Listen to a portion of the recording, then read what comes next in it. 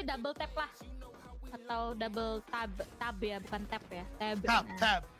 Double tap, double device mungkin. Iya kan nggak buka dua gitu loh, nggak susah lah, nggak payah lah buat kalian mana gitu. Lagi sekarang jam berapa by the way? Udah jam 8:30 lewat 14 menit di WIB.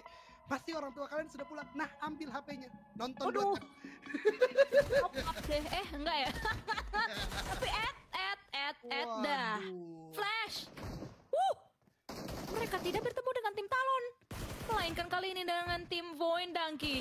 Punya lawan yang berbeda karena emang touchdown point mereka kan karena tadi fight path-nya seperti itu ya. Baik Flash sama Talon tuh nggak langsung ke Yasnaya gitu dua-duanya, dan kali ini hanya meninggalkan 2 pemain aktif saja. Potato last man standing nggak bisa kemana-mana. Terkaget-kaget sepertinya ketemu tim Flash yang dari tadi ributnya sama Talon. Dan dengan demikian tim Void Donkey begitu cepat permainan mereka. Ini berasa kayak ngelihat gua yang lagi main ya. Baru drop, ketemu musuh, meninggoy. Ya. Gua kira lu jadi Flashnya yang ratain tim-tim lain. Nah, gua gitu nggak sejago kan. itu lah. Oke. Gua kalau mau sombong yang ini aja, yang logis-logis aja lah. Turbo gitu misalnya gitu kan, Don. Turbo, lanjut. benar, 12 versus 12 gitu. Ability draft. Prediction caster juga. Iya. Tiga kan saya kan. Ya. Itu dia, sayang sekali ya Void Donkey kali ini sudah hilang. Rasa satu chickennya tuh terbayarnya tidak terlalu baik karena 3 game mereka istilahnya nggak maksimal secara poin. Potato bahkan tadi mendapatkan 2 knockdown, nggak ada yang terkonfirmasi menjadi eliminasi, dan Flash seperti nggak bisa lepas dari cengkeraman poin gak tinggi. Karena dapat poin pun, dapat 4 eliminasi pun, mereka digempur oleh Sam9 yang memang punya Severny. Mereka udah punya looting yang bagus. Bahkan dari tim Flash gak bisa untuk mendapatkan boosting health point lagi, karena lihat tidak punya. Ada berbagi first aid, tapi itu pun hanya bisa sekali. Ada pengamatan dari tim Sam9, tapi Mika tumbang. Ini tidak baik-baik saja, bahkan terkonfirm lagi oleh seorang Zeus. Gerakan Sam9 yang gua rasa justru menjadi petaka bagi tim mereka. Waduh, nih kayaknya emang kelihatan Flash, udahlah kalian tuh better keluar dari Yasnaya dah gitu. Kayaknya kok bisa dapat hasilnya tuh lebih ya gitu. Dapat elim, dapat ya survive lah so far ya, walaupun keculik satu gitu kan ya. Kali ini masih bermain dengan 3 punggawa, lumayan lah daripada langsung rata gitu di Yasnaya dalam satu kali fight aja. Dan kelihatan bagaimana fight mereka lumayan kuat gitu ketika mereka keluar dari cengkeraman tim Talon di Yasnaya. Walaupun emang kali ini masih harus mencari healing from terlebih dahulu untuk Zeus dan juga Top Z, dan dipantau juga oleh pemain-pemain dari tim Sam9. Sam9 sih pasti udah gak mau kalah sama sekali sih. Dari segi jumlah pemain masih seimbang 3 versus 3. Terus dikerangkeng juga sama pemain-pemain Sam9. Angle shot sebenarnya juga bagus kalau misalnya Sam9 mau mencari hal tersebut, dan langsung dibuktikan dengan AK yang dimiliki oleh Dep tadi kalau gue nggak salah lihat ya, langsung bisa menunduk lesukan salah satu pemain dari tim Flash, hanya meninggalkan Top Z dan juga Zeus seorang diri yang langsung aja dimajuin sama Kenny dengan pipinya. Ternyata rekan yang lainnya dari Sam9 Traxi terculik karena dia melakukan sebuah move. Terus-terusan terjadi, dan kali ini tim Flash tiba-tiba saja unggul jumlah pemain dengan 2 pemain mereka untuk meratakan keseluruhan tim Sam9 karena Dep kelihatan tadi di luar sana. Waduh, gua tarik kata-kata gua. Flash gak bisa keluar dari poin kecil. Ternyata game kali ini gak 1, tapi 2 tim yang diratakan, teman-teman sekalian. Bahkan total eliminasi mereka di game kali ini, belum ditambah placement yang mungkin nanti mereka bisa dapatkan, itu lebih tinggi dari total 4 game yang sudah mereka lakoni di hari yang pertama. Kedua tim, kalau Void oke lah, tabrakan-tabrakan memang terjadi langsung dengan tim Flash. Tapi yang kedua, Sam9 sebenarnya ada di kondisi yang lebih prima. Mereka dapat lootingan Severny, mereka punya vehicle, mereka bisa melebar. Tapi ternyata ketidaksabaran Sam9 itu bisa dimanfaatkan oleh tim Flash dengan cara mereka mengkalkulasi healingnya, mengkalkulasi revive-nya, dan trackingnya sadis bro. Itu sadis banget tracking yang dilakukan oleh tim Flash yang ngebuat sekarang mereka dapat 8 poin baru di early game. mungkin gara-gara ini juga nggak sih Jan, dari Sam9-nya juga untuk ngelakuin backupnya tuh nggak terlalu bisa untuk straight on time gitu loh. Karena kan jarak mereka lumayan jauh-jauhan dikit kan. Terus Benar. angle shotnya kalau mau ke dalam rumah juga tricky kan. Karena lu harus cariin window-window atau jendela-jendela gitu. Jadi kayak emang tradingnya nggak bisa secepat itu datang dari Sam9 sendiri.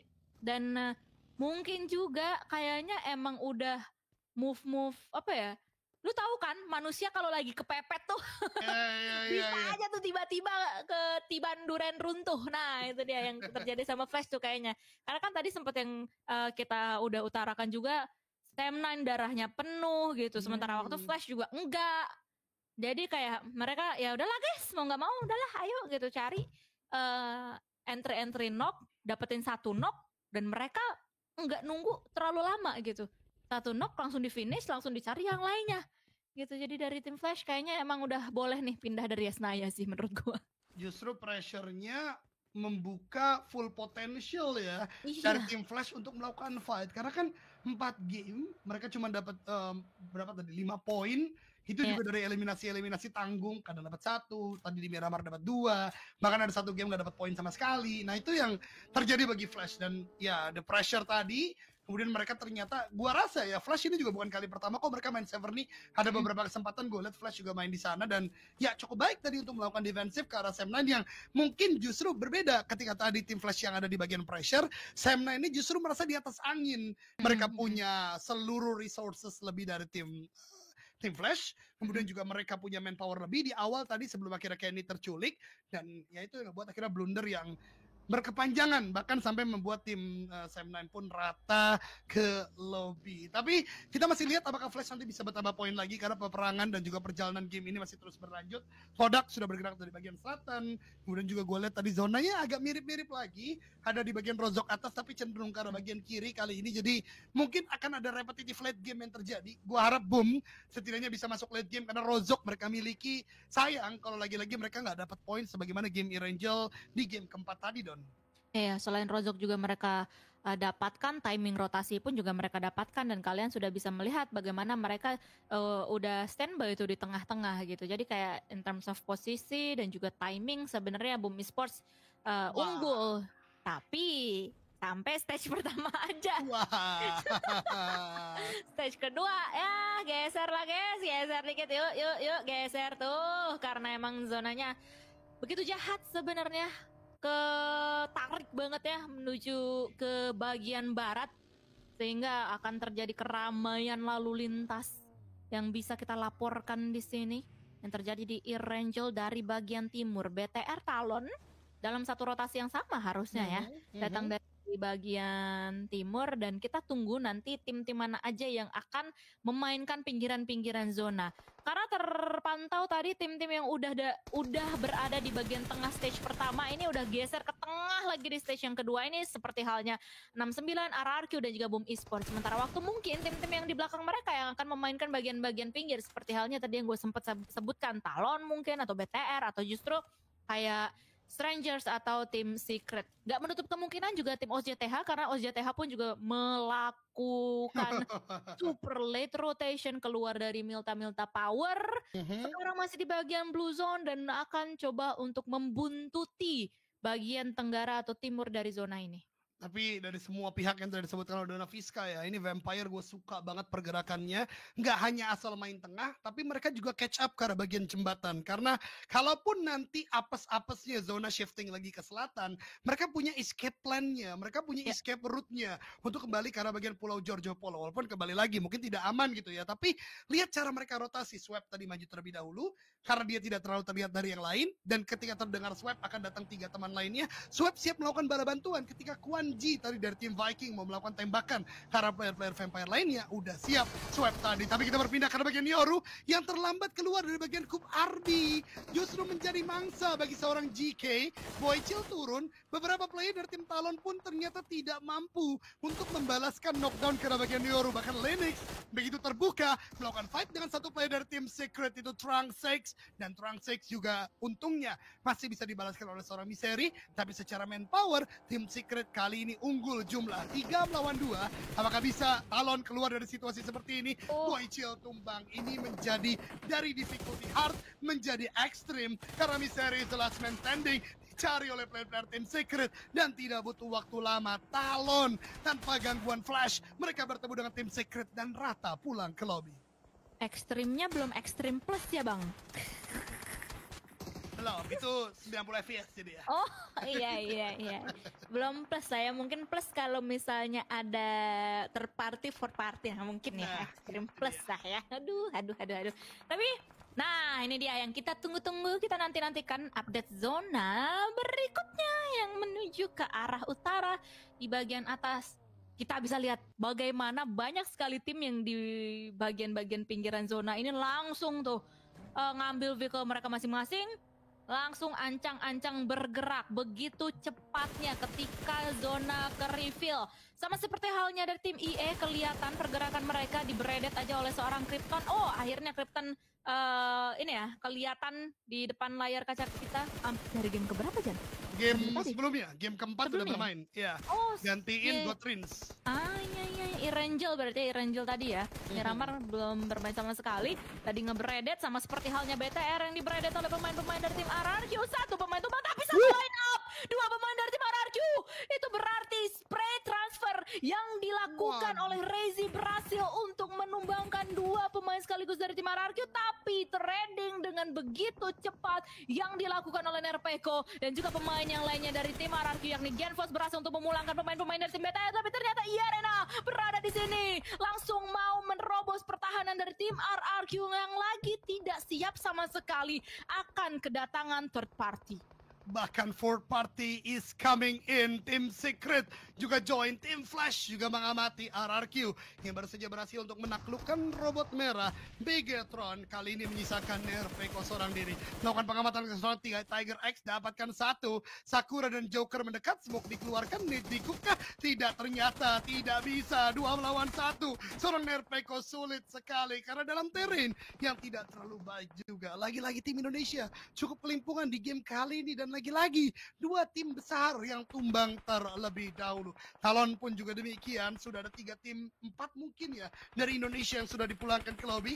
Misalkan Boom dan 69 Esport yang masih bisa untuk bermain. Sementara Viking juga datang di antara huru-hara yang terjadi.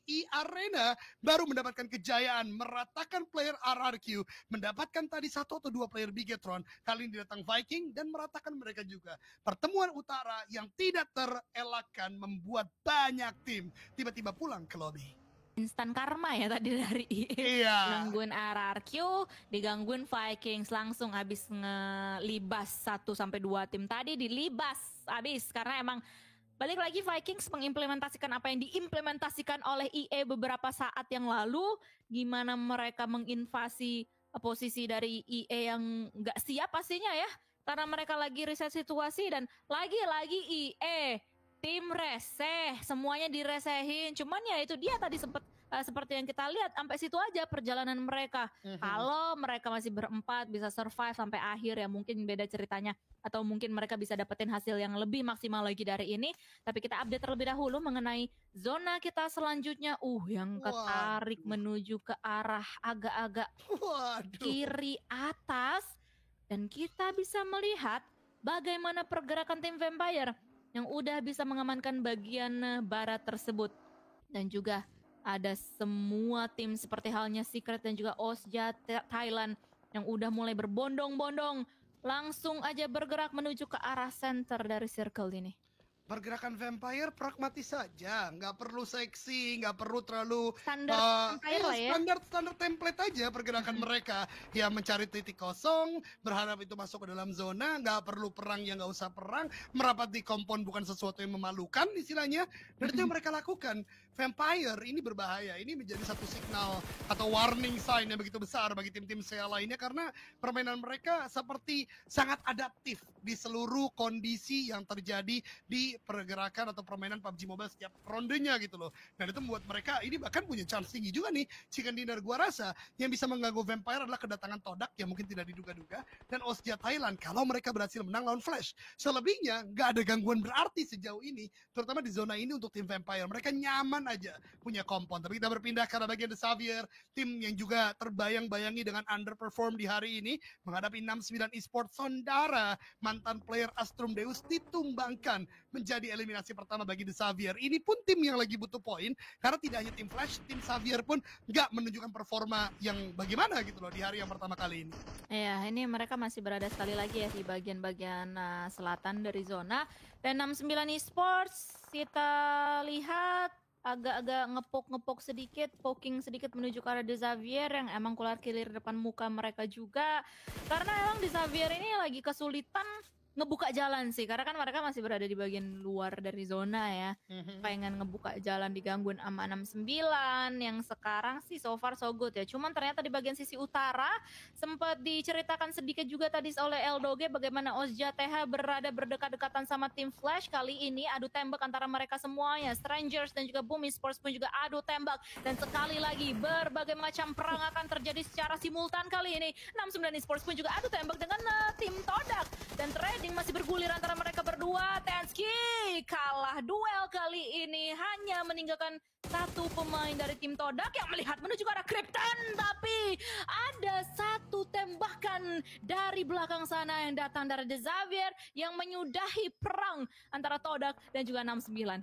Gua harap akan menjadi pelajaran yang begitu berharga bagi 69 Esports dalam memulai sebuah perjalanan mereka di PMSL nanti, karena gue melihat 2 kali kekalahan dengan tim Todak. Sementara Boom, Flyboy akhirnya turun bermain di game kali ini, tapi tertabrak dengan begitu naas dari pergerakan Stranger Esports. Masih ada Frenzy sebagai IGL, tapi baru gue katakan masih ada Frenzy. Nate yang dilemparkan oleh Earthzy mengguncang bumi sebagaimana namanya, dan Boom Esports porak-poranda. Satu eliminasi yang mereka dapat ditukar dengan 3 sejauh ini, dan Yami tidak bisa berbicara banyak, dan Boom Esports tidak terdengar sebuah Hungry Beast yang lagi-lagi 5 game Boom Esports belum ketemu jalan keluarnya. Tapi di sisi utara Ozja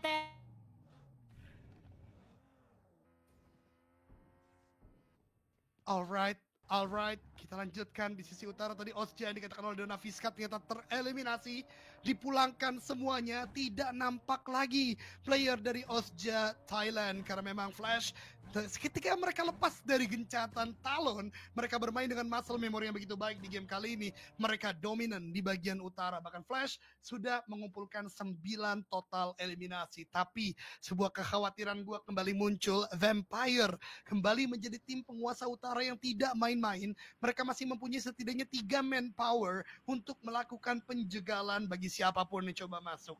Tim Secret menjadi tim paling tengah kali ini. Ada tim Stranger yang lagi coba untuk melakukan clearing di bagian timur juga. Namun The Xavier juga ada di sana. Jadi mungkin akan terjadi peperangan antara tim Stranger dan tim Dingo Xavier. Oke, masih berlanjut dengan Eldoge teman-teman semua ya.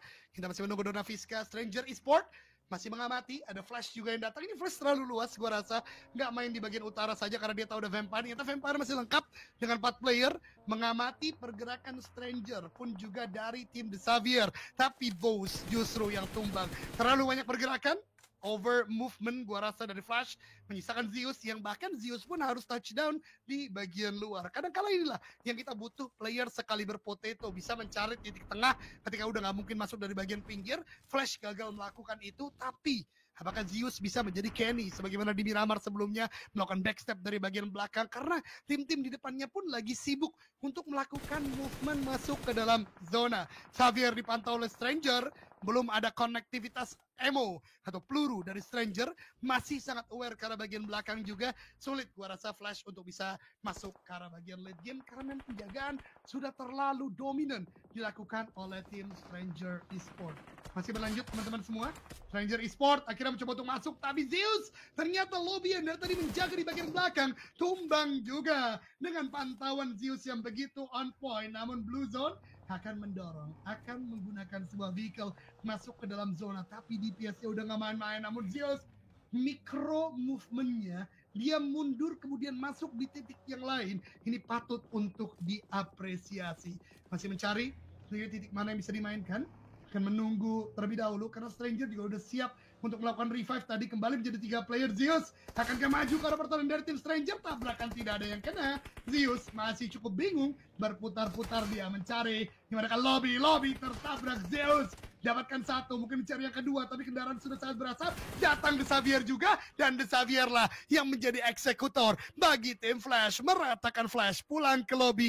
Dan ini juga menjadi derby Vietnam yang berkelanjutan. Stranger dengan 2 player mencari The Xavier ada di bagian mana, kata Xavier. Juga hilang 1 player, Viking juga ada di sana. Tim Vietnam mungkin akan meng-catch up chicken dinner yang belum didapatkan sama sekali di hari ini. Ya, masih berlanjut dengan Eldoge ya teman-teman semua. Viking tadi knockdown dari Kwanji dengan sangat baik, namun peluru yang sudah terbatas tidak memberikan kesempatan bagi Levi's untuk turun dari kendaraan. Dikejar, diuber oleh kawan-kawan, dan Kwanji berhasil melakukan finishing yang sangat baik karena lagi dan lagi player-player lawan dari Stranger terutama sudah dipulangkan. Kemudian juga dari Xavier, Neti last man standing juga diratakan dan membuat 2 tim Vietnam melawan 1 tim Thailand yang begitu dikdaya bernama Vampire Esports. Viking dan tim Secret, apakah keduanya mampu mendapatkan chicken dinner? Karena keduanya belum mendapatkan hal tersebut di hari ini. Sementara Vampire late game saja sudah menambah poin mereka lebih jauh lagi. Mengawali game kelima berbeda 12 poin dengan hashtag yang kedua. Dengan game kali ini harusnya mereka makin memperlebar jarak dengan hashtag yang kedua. Ada di hashtag yang ketiga setidaknya sudah ada 5 eliminasi, masih 4 player. Ini bisa berbahaya bagi tim-tim lain karena Vampire bisa bertambah lagi poinnya. Tony K, Nuzi, Anzen, 1 line untuk mengamati rumah jamur yang dimiliki oleh tim Secret. 1 nade saja yang dilemparkan baik dari Vampire maupun dari tim Viking bisa mengubah jalannya pertandingan. Dan GK tumbang tidak hanya dari granat tapi juga Male yang dilemparkan Tony K. Utility kembali dikuk lagi, akan dilemparkan ke arah seorang Break, dan Frankie ada di lantai 2. Harusnya kena, ternyata miss sedikit keluar dari kusen jendela. Di waktu yang bersamaan Vampire meluaskan posisi mereka, nggak mau terkecap dengan sangat mudah. Tapi Kwanji lagi dan lagi, mantan player Shine Like Diamond yang begitu berpengalaman, mendapatkan seorang swipe, bahkan dikonfirm menjadi eliminasi, membuat Viking mungkin bisa menambahkan pundi-pundi poin lagi. Apalagi ada 1 player yang tadi yaitu Kwanji meluaskan bagian luar zona. Vampire kembali merapat lagi, tapi Viking terus menerus agresif, terus mencari pemain-pemain dari Vampire. Bin, Kornti mengamati pergerakan dari Vampire, pergerakan dari tim Secret. Kornti mulai maju juga. Dia tahu kalau bisa menghentaskan dari rumah jamur ini pun akan menjadi poin yang berharga. Nih dilempar menuju ke arah seorang Break, itu akan meletup dengan sangat hebat. Frankie terkena damage tapi belum ada knockdown, masih punya 2 granat lagi, masih bisa melemparkan utility lagi, tapi terbuka. Kornti ditembaki oleh Break. Molly yang dilempar tidak mengenai pemain tim Secret, masih bisa untuk menyelamatkan posisi mereka sejauh ini. Berlanjut, Gosu masih terus melemparkan utility demi utility. Nuna Fiska belum balik ya teman-teman semua, masih bear with me. Eldoge masih dengan solo case, Nate dilempar, util dilempar, Molotov ternyata menumbangkan seorang Frankie. Break masih bisa bertahan karena tidak terkena damage terakhir, tapi Nate dari Tony K meng-closing statement, mendapatkan kemenangan atas tim Secret dan Vampire. 3-on-4 situation melawan tim Viking. Dari Viking seperti belum menyadari kalau tim Secret sudah rata, semuanya pulang ke lobby. Nate dari Gosu atau Molotov dari Gosu menandakan untuk meng-clear bagian rumah jamur, tapi ini akan menjadi big battle dari Vampire terutama. Mereka kalah secara manpower. Bisakah mereka menghentaskan pergerakan dari tim Viking yang sudah menyebar dengan cukup banyak? Tony K berputar, Tony K yang melakukan 1v1 situation, dan sebuah jump shot dari Tony K berhasil untuk mendapatkan 1 orang, bahkan mengkonfirm jadi eliminasi. Ada tembakan dari tempat lain juga, Kwanji tumbang. Ada tembakan dari Onsen membuat Conti pun juga tumbang. Gosu is the last man standing, dan kemenangan yang kedua bagi tim Vampire asal Thailand, meratakan tim-tim Vietnam dan meng-closing statement dengan poin yang begitu gemilang karena pergerakan mereka yang begitu rapi adanya mendapatkan kemenangan di game yang kelima. Luar biasa, luar biasa, luar biasa. Keberanian lagi dan lagi dari Vampire untuk bisa menang 1v1. Keberanian lagi dan lagi dari Vampire untuk bisa melakukan permainan ending yang baik. Ingat, keadaan mereka adalah 3 melawan 4. Ingat, 4 player dari tim Viking itu sangat prima secara lootingan. Dan ingat, secara